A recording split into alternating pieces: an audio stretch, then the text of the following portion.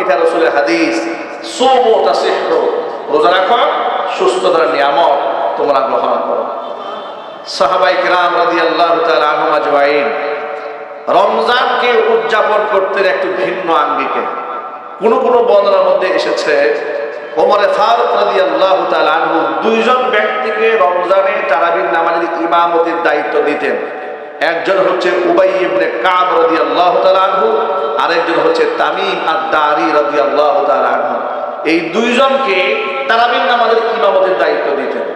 আর এই দুইজনে এক এক রাকাতে কম করে হলেও 100 আয়াত করে তেলাওয়াত করতেন। আরো আস্তে সুবহানাল্লাহ বলেন।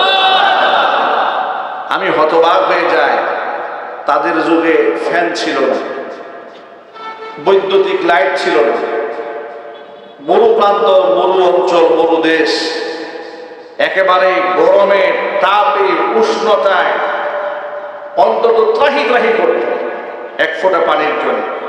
সেই জমানায় একটা মাত্র খেজুর খেয়ে ইফতার করে, একটা মাত্র খেজুর দিয়ে সাহারি করে সারাদিন রমজানের রোজা রেখে এশারের নামাজে দাঁড়িয়ে প্রতি রাকাতে 100 আয়াত করে তেলাওয়াত করতেন। আর সেই তেলাওয়াত তো আমাদের মতো পাইকারি তেলাওয়াত না, ঠিক কিনা বলে? তেলাওয়াত করতে করতে অবস্থা এমন হতো, সাহাবায়ে কেরাম বলেছেন তাদের দুজনের নামাজের ইমামতিতে যখন জামাত শুরু হতো তখন তাদের ইমামতির সেই 20 রাকাত নামাজ শেষ হতো। যখন একেবারে ফজরের ওয়াক্তের কাছাকাছি তাহাজ্জুদের সময় ঘনায় আসতো তখন নামাজ শেষ হতো, এর আগে নামাজ শেষ হতো। চিৎকার দেখুন সুবহানাল্লাহ। মানে সাহারি খাওয়ার সামান্য সময় তা রেখে বাকি পুরো সময়টাকে এইভাবেই তারা নামাজে কাটিয়ে দিত।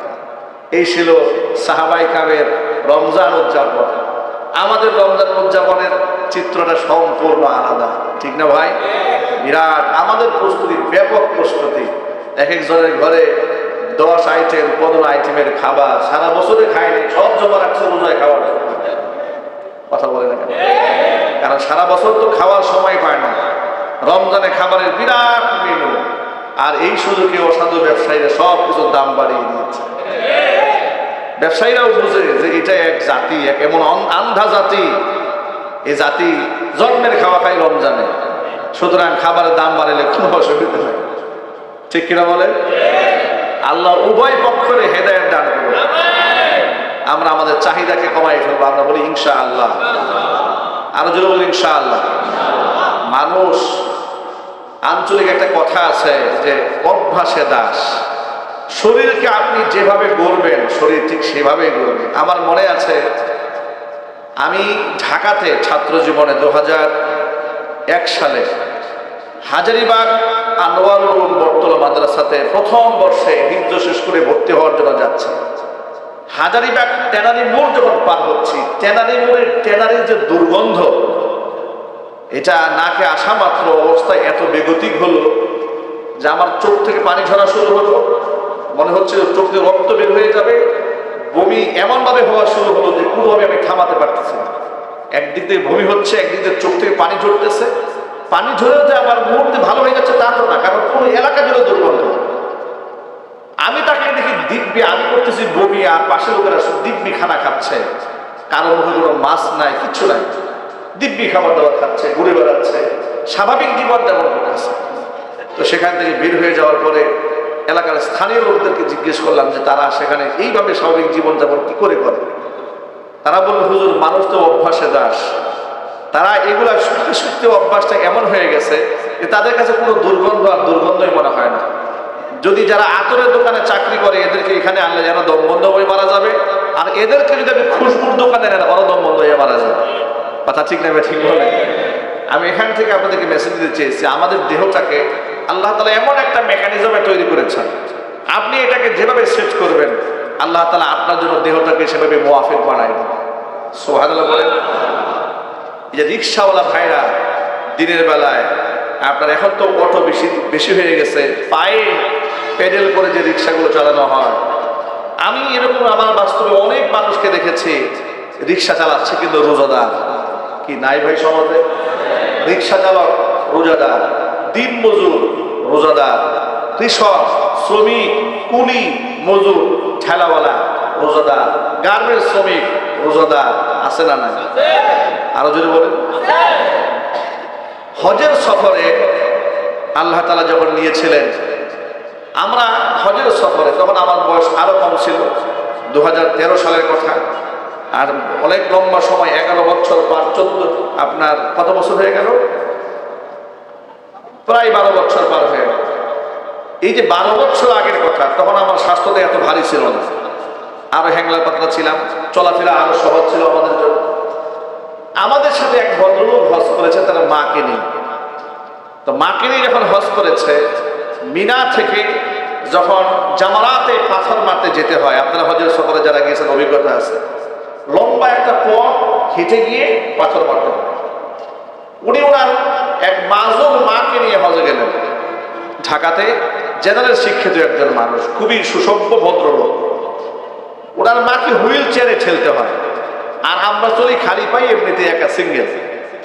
আমরা দেখেছি উনি ওনার মাকে যে হুইল চেয়ারে ঠেলতেছে, কোথাও উঁচু জায়গা আছে, কোথাও নিচু জায়গা আছে, কিছু পাহাড়ি এলাকা আছে, এই ঠেলতে ঠেলতে ঠেলতে ঠেলতে আমরা যে সিঙ্গেল মানুষ হাঁটতে হাঁটতে হাঁপিয়ে যাচ্ছি, কোনো জায়গায় বসে পড়তেছে।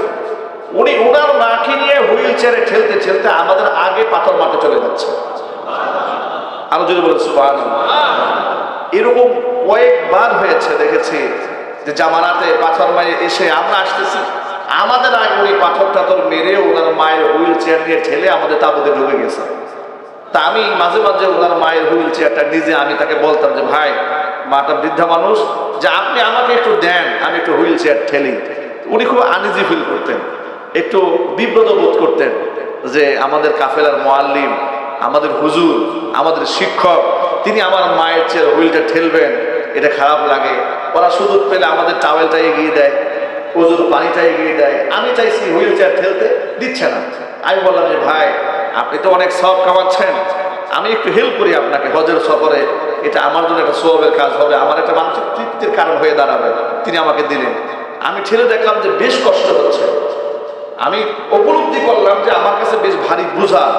আর মনে মনে ভাবতেছি, এই ভদ্রলোক এত লম্বা সময় এই সফরে এসে সাই করছে হুইল চেয়ার ঠেলে, তাফ করছে হুইল চেয়ার ঠেলে। আমরা নিচতলাতে তাফ করি, হুইল চেয়ারটা উপরের ফ্লোরে বিরাট লম্বা জায়গা নিয়ে হুইল চেয়ারটা সফর করতে হয়, উনি সেটা তাফ করতেছে।